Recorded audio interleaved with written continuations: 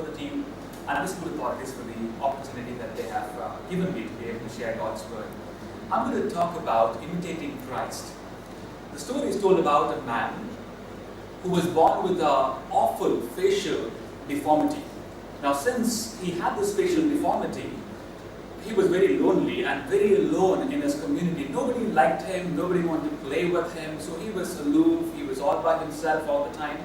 But when he grew up and became an adult, he decided that he would leave his town and he would go into another town and live his whole life, probably life of dignity. So he started his journey from his town, and as he progressed further, he stumbled upon a mask. And he picked that mask up and he put it on his face. And he said, wow, it looks really nice. It makes me look good and I'm looking handsome. But the mask was difficult because it kind of hurt him quite a bit when he was trying to put it on. And he also thought to himself, oh my, what if somebody actually recognizes my true identity? What if somebody looks at my real face? They wouldn't like me, so should I use this mask or should I discard it? But then deep inside his heart, he thought, wow, I look handsome and I look nice, although it's painful, let me keep it. And he started wearing the mask and he progressed on to the next town. Well, in his new hometown, he developed a lot of new friends. He had children to play with him, and he also fell in love with a beautiful girl there. But one day, a wicked lady from the old hometown came to this new town and looked at this man and said, oh wow, isn't that you, Ramu? And Ramu's heart sank and he said, oh my, everybody will know my secret. And the lady called everybody, including his friends and his fiancé, and she forced him to remove the mask. And know what happened? To everybody's surprise, he complied and he removed the mask. And everybody found a different man. You know what happened? Over the period of wearing that mask on him, his face had actually conformed to the image of the mask in itself. But let me read to you a New Year resolution made by a small boy. We all, at the end of December, make a lot of resolutions saying that we'll be a good person, we'll be a kind person in the new year. This little boy brought this and said, I will not throw the cat out of the window this year or put a frog in my sister's bed. I will not tie my brother's shoelace together nor jump from the roof of my dad's shed. I shall remember my aunt's next birthday and I'll tidy my room once a week. I will not mourn at Mama's cooking and say, oh, Bindi and Karela again. Nor will give her any more of my cheek. I will not pick my nose if I can help. I shall fold my clothes and comb my hair and tidy my shoes. I will say please and thank you, even when I don't mean it. And I will never spit or shout or swear. I shall write every day in my diary and make sure that I'll follow it. I'll try my hardest to be the helpful boy or the girl at school. I shall help old ladies cross roads, even if they don't want to. But I'll go to bed with the owls and be up with the birds and close every door behind me. I shall squeeze from the bottom of every toothpaste tube, lest Mama shout at me again. I'll stay from trouble and will not let trouble find me. Well, when shall I start all of this? Shall I start it next year or shall I start it this year? Oh my, the list is too long. I shall start it perhaps 2 years later. You see, we all have made resolutions and promises to be good. We want to be kind. We want to be helpful. But we all somehow realize that we make resolutions to break them and we are not able to keep them. G.K. Chesterton is an English writer, and I would advise that you pick him up and start reading. A lovely person who has written so much about his walk with the Lord. He said, the depravity of mankind is the most empirically verifiable and attestable fact, and it is also the most intellectually resisted one. What is he basically saying? He's just saying this, that the sinfulness of humankind is the most visible sign that is around us, but nobody likes it. And to be very precise, our human hearts are wicked, they are deceitful. You know it, and I know it very much. So you and I make resolutions every day, but we are not able to keep it in our own strength. And Apostle Paul in the Bible is mentioning that dichotomy within himself when he says, what a wretched man I am. Oh, I am doing things that I don't want to do. And I am not able to do the things that I would wish to do. The story is told of Malcolm Muggeridge, who was an English journalist, an author and media personality. He was also a spy and a soldier in World War II. He was serving India as a journalist, and one day morning he wakes up and comes out of his house and looks at this beautiful river right in front of his house. And as he looks at that river, he sees a beautiful lady across, and the erotic passions get the best of him. And he's standing there thinking, should I jump in or should I restrain myself? But the passions got the best of him. He started moving forward, jumps inside the river, starts swimming towards this object of his erotic pleasure. And as he's swimming, he's thinking about his wife Kitty. He said, how could I be unfaithful to Kitty, my life? But you know how our emotions are, how our passions are, and he started swimming and swimming and swimming. At last he reached this object and he came out of the river, stood right in front of her, and to his horrific surprise, he realized that this lady was leprosy affected. He saw this lady standing with her eyes disintegrated, her nose absorbed in, and no fingers on her hands.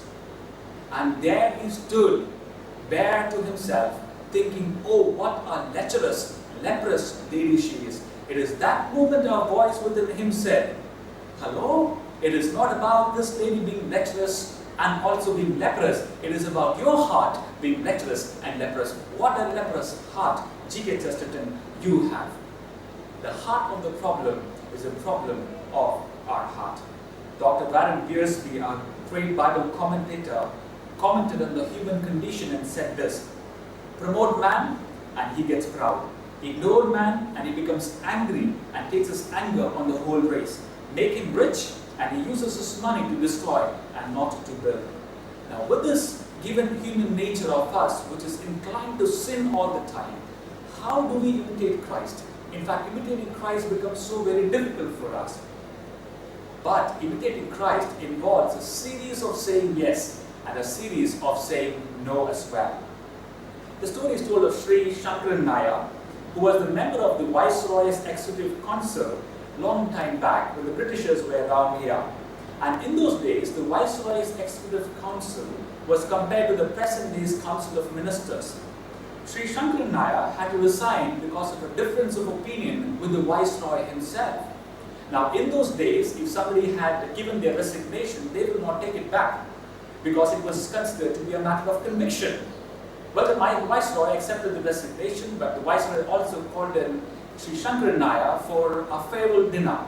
After the dinner was over, the Viceroy walked Sri Shankaran Nair to the car, out to the portico. And as the Viceroy opened the door of the car to Sri Shankaran Nair, he said, Sri Shankaran Nair, you have given your resignation, and I'm not going to ask you to withdraw it, but would you do me a favor? Would you suggest a person who would replace you to become the member of the Viceroy's Executive Council? Well, Shankaran Nair, the story says, stood there in silence for a brief moment. And he looked at the Viceroy and said, Viceroy, why do you think I have put in my papers? I have resigned because you wanted me to say yes to all your suggestions, which I could not because I think all of them are not right. In fact, Viceroy, you are the person who wants to say yes all the time to all your suggestions. In fact, I have one person in my mind, and his name is Raman Nair. Viceroy was bewildered. He had not ever heard the name of Mr. Raman Nair, who was to be elevated to the position of Viceroy's Executive Council. So Viceroy said, Sri Shankaran Nair, would you please enlighten me? Tell me, who is this Raman Nair? Well, Shankaran Nair said, Sir, Raman Nair is my cook. He's been my cook for 37 years and he has never said a no in his life. I think he is the right person to be elevated to the position of the Viceroy's Executive Council. Imitating Christ likewise would mean that we say a no to a lot of things in our life. Say no to ourselves and our selfish desires, and say yes to God and His nature.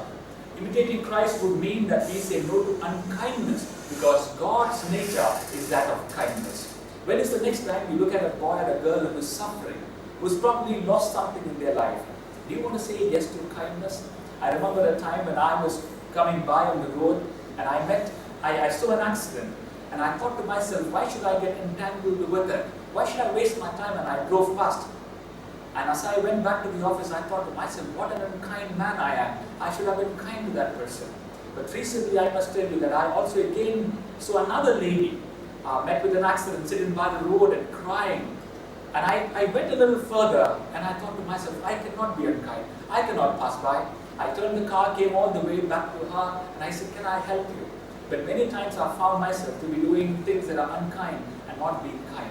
Imitating Christ would mean being kind in our little ways possible, because the God we serve is a kind God. He is kind to us all the time.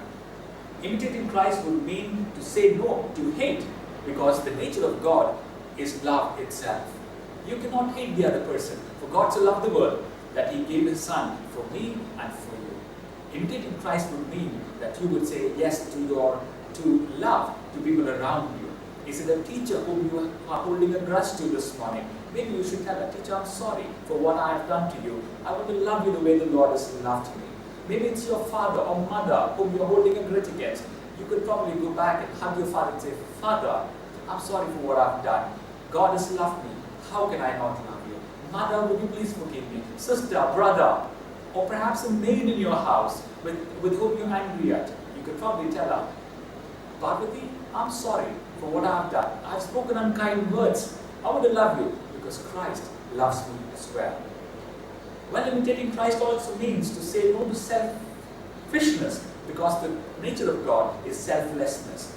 Imitating Christ would mean saying no to pornography, and no to abusive language, no to bad thoughts and images, because the nature of God is that of holiness. In fact, somebody said, you cannot worship God unless you are clothed in holiness. You have to be dressed in holiness. You have to be a holy person. Only then you can worship God.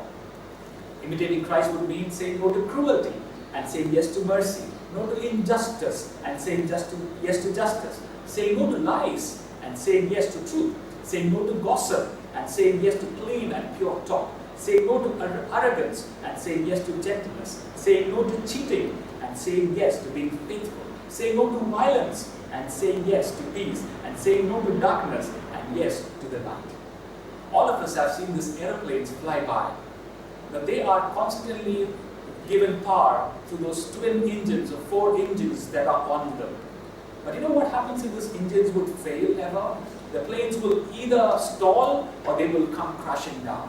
Why do you think these metal birds will come crashing down from air? You know it. There is a G-force, the gravity force, that will pull that metal bird down the moment the engine stops functioning and giving power to the bird itself.